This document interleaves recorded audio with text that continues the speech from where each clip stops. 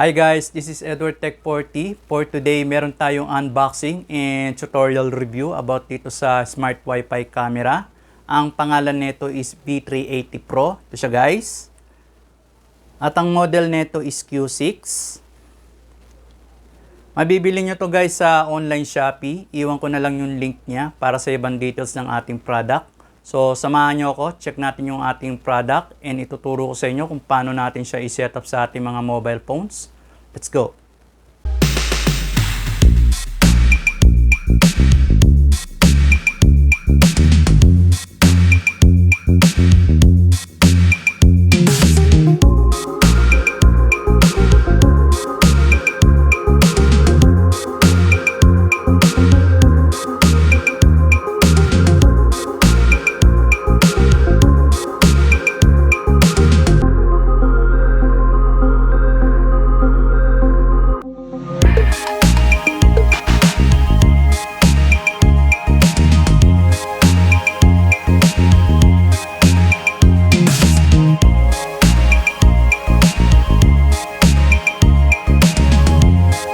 So, bago natin siya buksan, papakita ko muna sa inyo yung mga features niya rito sa harap ng box. Meron siyang IR cut, wireless, tapos compatible siya sa iPhone, Android. Then, pwede ka rin mag-store ng micro SD card dito sa ating camera. Napapan and tilt siya. Then, meron siyang two-way intercom. Ibig sabihin, yung camera natin, built-in na siya ng mic tsaka speaker. Pwede na kayong makipag-communicate sa mga loved ones nyo or sa work. Then, meron din siyang smart cloud. Ayan. So, tara guys, open natin yung ating product. Kung ano yung makukuha natin dito sa box.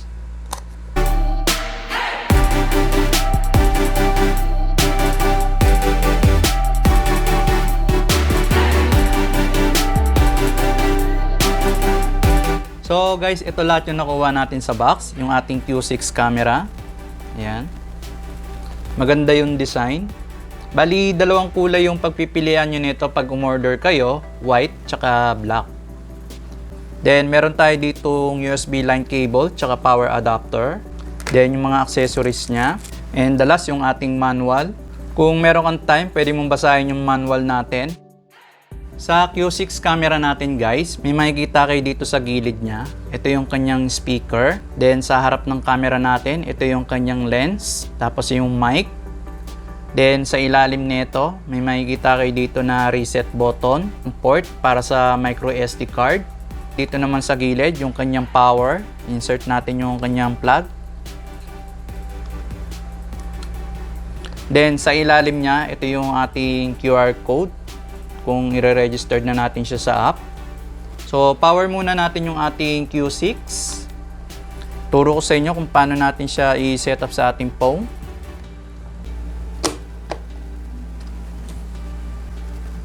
Camera is starting. Please wait. Wait lang natin. Please scan the QR code on the camera and wait for the connection.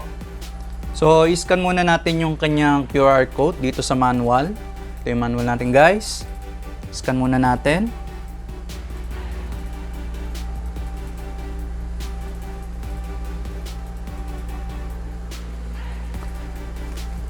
Sa phone natin guys, click nyo lang tong show option. Open in browser.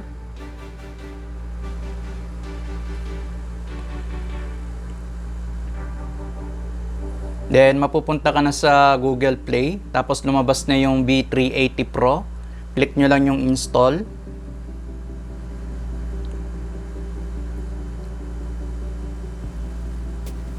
Bali, ano lang siya. Ang memory requirements na lang is 103 MB yung ating app.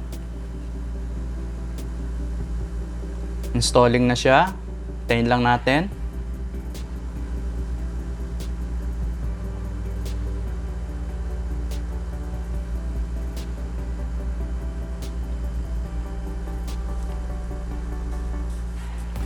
After na na-install na natin siya guys, click nyo na tong open.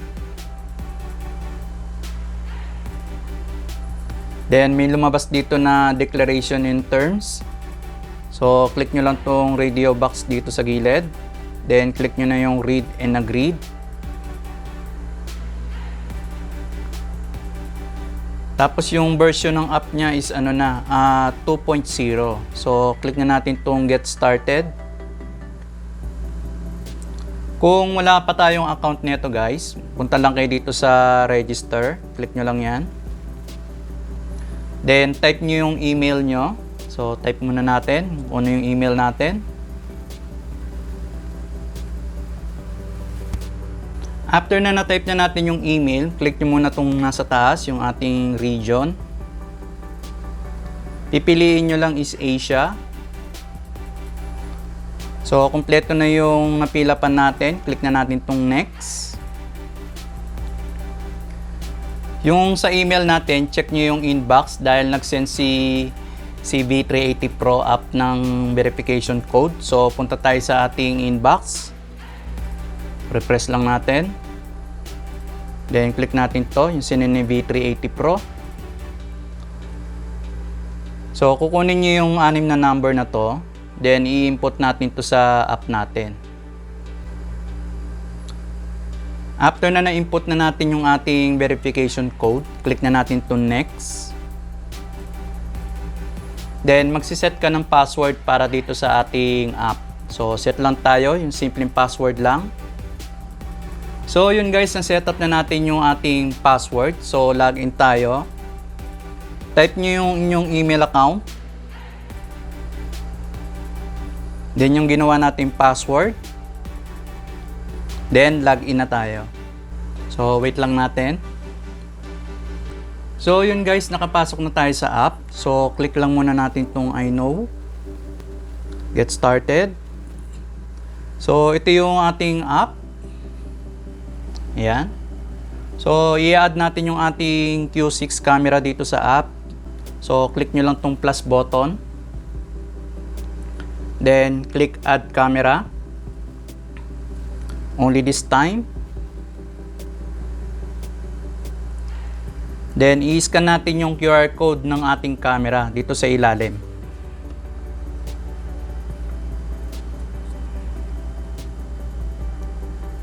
Tapat lang natin. Ayan.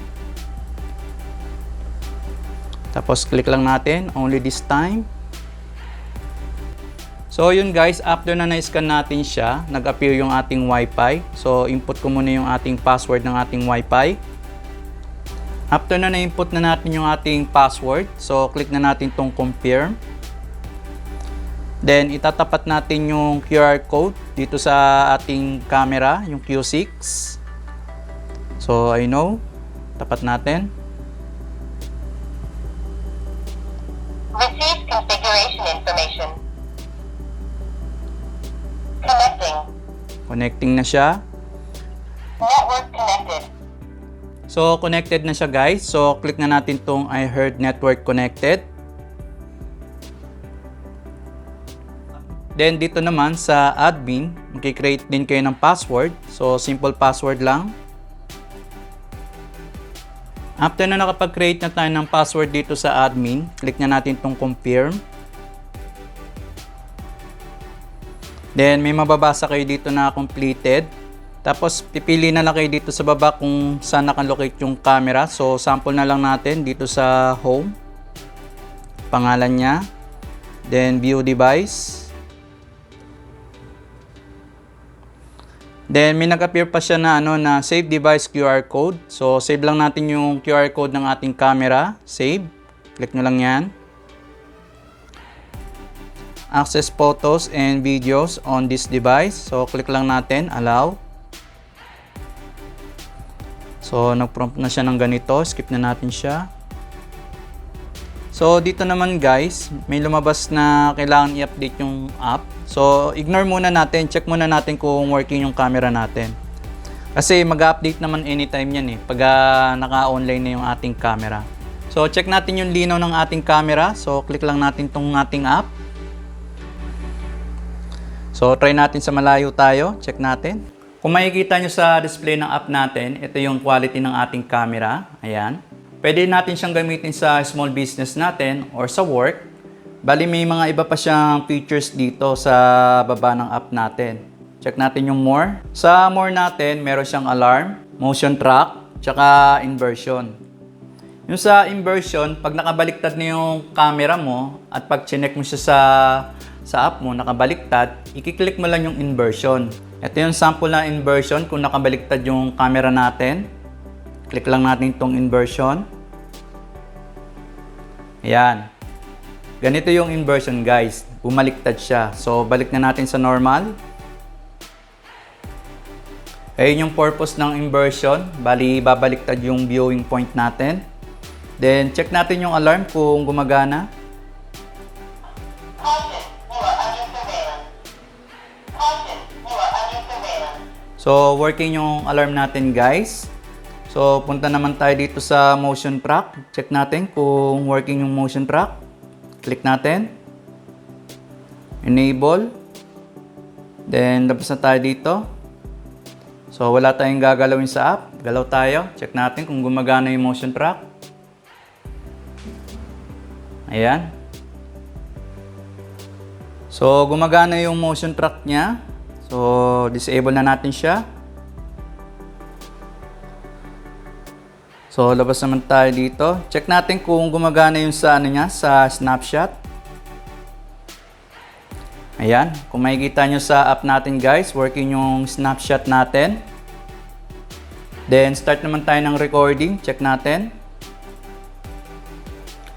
Sa recording niya guys, makikita nyo rito sa app natin, may nagbi-blink dito na green tsaka red. Ibig sabihin nun, nag-start na siya mag-recording. So, off na natin. Gumagana siya. Then, try natin mag-speak. Itong microphone sa app. Sound check. Ayun. So, working siya. Meron din siyang night vision kung wala ka sa bahay, madilim, nakaka-capture pa rin yung ating Q6. Ang kailangan lang, pag kung gusto mo siyang i-view, kung gusto mong balikan, meron ka dapat na micro SD card na naka-install sa Q6 natin. Pwede ka rin mag-view nito ng naka-landscape. So, ila-landscape ko muna. Pag naka-landscape naman siya guys, makikita nyo sa app natin, sa display, mabibview mo lahat yung area. Ang install nito dapat nasa ceiling siya para captured mula dun sa baba yung ating Q6. Ayan. So yun guys, yung ating Q6 Smart Wi-Fi camera mula kay V380 Pro. Ayan. Maganda yung capture ng ating video and photo. And yung mga features niya sa app, madali lang gamitin. User-friendly siya. So, yung link nito, iwan ko na lang sa description box para sa ibang details ng ating product. So, don't forget to hit yung ating subscribe button and click mo na rin yung ating notification bell para ma-notify ka sa mga iba pa nating unboxing reviews and tutorial tips. So, thank you for watching and see you later guys. Bye! Q6